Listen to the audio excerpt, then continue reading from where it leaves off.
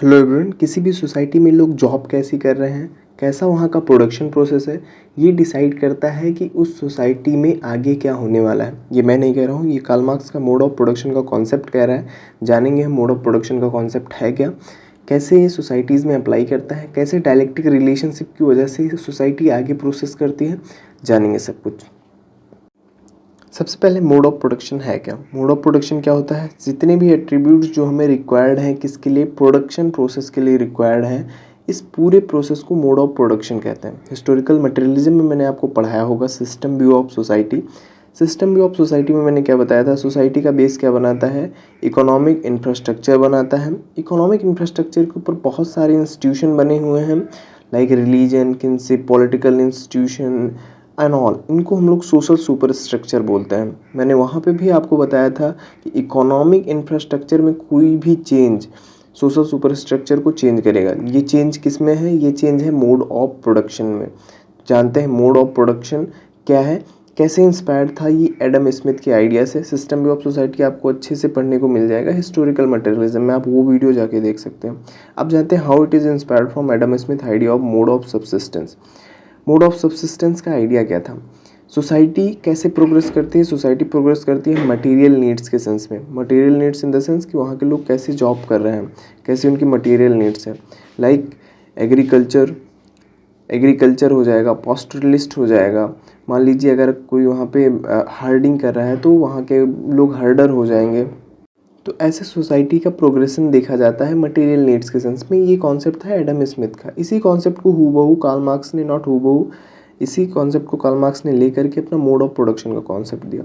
उन्होंने बताया mode of production के दो कंपोनेंट हैं। पहला कंपोनेंट बताया फोर्सेस ऑफ प्रोडक्शन, दूसरा कंपोनेंट उन्होंने बताया relation of production.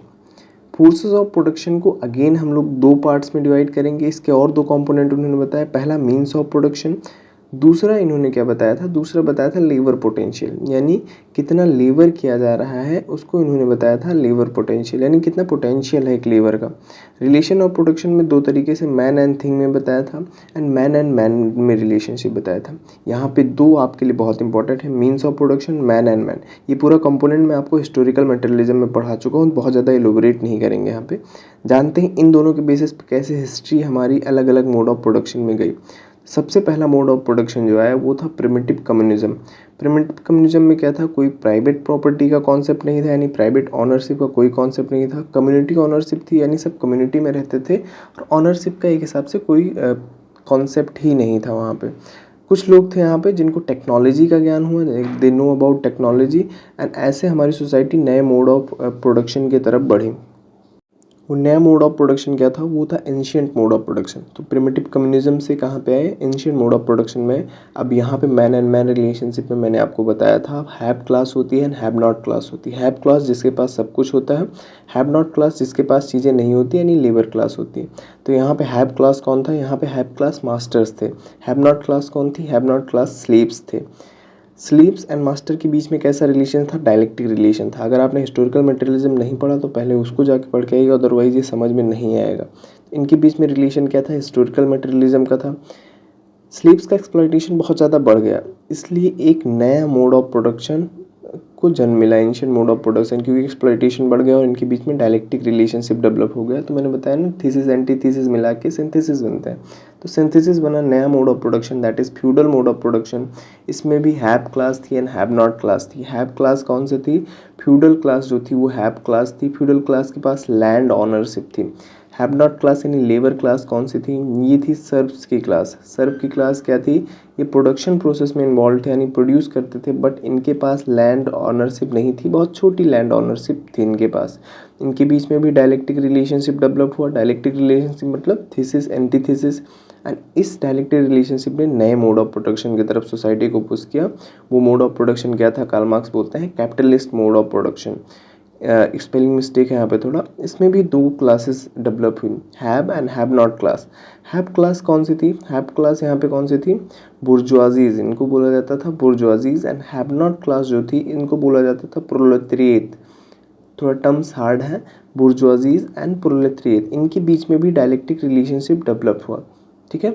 Dialectic relationship क्या हुआ डेवलप, मतलब society anti reality and anti reality. Dialectic relationship develop हुआ तो कार्ल मार्क्स इसका सोल्यूशन क्या बताते हैं, सोल्यूशन होगा सोशो पॉलिटिकल रेवोल्यूशन। रेवोल्यूशन का मतलब विद्रोह, रेवोल्यूशन होगा सोशो पॉलिटिकल। कैसे होगा revolution, by applying the knowledge of praxis. Praxis क्या होता है ये हम लोग समझते हैं। तो मैंने आपको पढ़ाया था क्या, हिस्टोरिकल मटेरियलिज्म। अगर आपको नहीं पता तो आप जाके चेकआउट कर सकते हैं। हिस्टोरिकल मटेरियलिज्म हम लोग पढ़ चुके हैं। इसी हिस्टोरिकल मटेरियलिज्म के एप्लीकेशन को, कि कैसे सोसाइटी में थीसिस एंटीथीसिस डेवलप हो रही है, उसका सिंथेसिस डेवलप हो रहा है एंड कैसे सोसाइटी नई तरफ जा रही है, इसी के एप्लीकेशन को पैराक्सिस बोलते हैं, PARAXIX। पैराक्सिस बोलते हैं, यानी क्लास स्ट्रगल कैसे होगा, सोसाइटी कैसे चेंज होगी नए मोड ऑफ प्रोडक्शन पे, दैट इज़ पैराक्सिस। अब इन्होंने बताया कि कैपिटलिज्म में रेवोल्यूशन हो जाएगा तो फ्यूचर मोड ऑफ प्रोडक्शन क्या होंगे।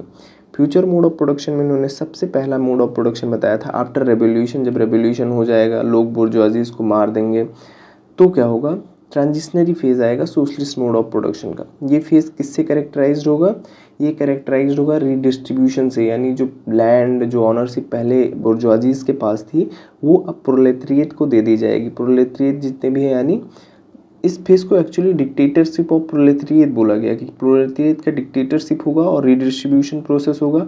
जब ये कंप्लीट हो जाएगा तो ये प्रोसेस भी ख़त्म हो जाएगी और आ जाएगा एडवांस कम्युनिज्म। एडवांस कम्युनिज्म का कॉन्सेप्ट क्या था, कार्ल मार्क्स ने बोला कि स्टेटलेस होगा, कोई स्टेट नहीं होगा, क्लासलेस होगा, कोई क्लास नहीं होगी, न बुर्जुआजी न प्रोलेटरिएट, ऑनरशिप का कोई कॉन्सेप्ट नहीं होगा, सरप्लस का कोई कॉन्सेप्ट नहीं होगा, प्राइवेट प्रॉपर्टी का कोई कॉन्सेप्ट नहीं होगा। ये उन्होंने बताया एडवांस कम्युनिज्म। इसके अलावा भी उन्होंने एक प्रकार के मोड ऑफ कम्युनिज्म की बात की थी, जो कि था Asiatic mode of communism. Asiatic mode of communism में इन्होंने क्या बोला, एशियाटिक मोड ऑफ कम्युनिज्म में इन्होंने बोला कि यहाँ पे जर्नलाइज्ड एक्सप्लॉयटेशन का कॉन्सेप्ट है। व्हाट इज़ दिस, ये कैसे है समझते हैं। आप इंडियन सोसाइटी को बहुत देख लीजिए, यही सोसाइटीज़ है। मान लीजिए एक विलेज है, विलेज क्या करता था, विलेज में कम्युनिटी ऑनरशिप थी, प्राइवेट ऑनरशिप नहीं थी, यानी पूरा कम्युनिटी में हम लोग लैंड ऑन करते थे और प्राइवेटली उसको कल्टीवेट करते थे, लेकिन प्राइवेट ऑनरशिप का कोई कॉन्सेप्ट नहीं था। एक सेंट्रलाइज्ड एजेंसी थी, मान लीजिए सेंटर था, इसको ब्यूरोक्रेटिक एजेंसी थी एंड ये इस पे कंट्रोल रखती थी, नीचे पे कंट्रोल रखती थी।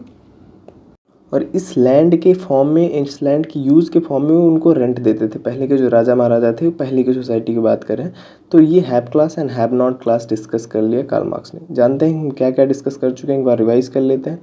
मोड ऑफ प्रोडक्शन डिस्कस किया, एडम स्मिथ का कॉन्सेप्ट कैसे एप्लीकेशन है, कंपोनेंट डिस्कस किया, प्रिमिटिव कम्युनिज्म के हिस्ट्री का सबसे पहला, एंशिएंट मोड ऑफ प्रोडक्शन हम लोगों ने डिस्कस किया, feudal mode of production discuss किया, capitalist mode of production discuss किया, पैराक्सिस की नॉलेज कैसे अप्लाई करनी है डिस्कस किया, फ्यूचर मोड ऑफ प्रोडक्शन कौन कौन से होंगे, सोशलिस्ट एंड एडवांस कम्युनिज्म ये डिस्कस किया, and Asiatic mode of production हम लोगों ने डिस्कस किया। आई होप आपको ये टॉपिक क्लियर हो गया होगा। क्लियर हो गया तो चैनल को सब्सक्राइब कर लीजिए और जाके हिस्टोरिकल मटेरियलिज्म का कॉन्सेप्ट आप वॉच कीजिए, क्योंकि उसके बिना ये चीज़ नहीं समझ में आएगी। Thank you so much. एक तो लाइक और शेयर ठोक दीजिए, महाकाल का दबा के लाइक और शेयर ठोक दीजिए, 5000 लौटे दिख जाना चाहिए।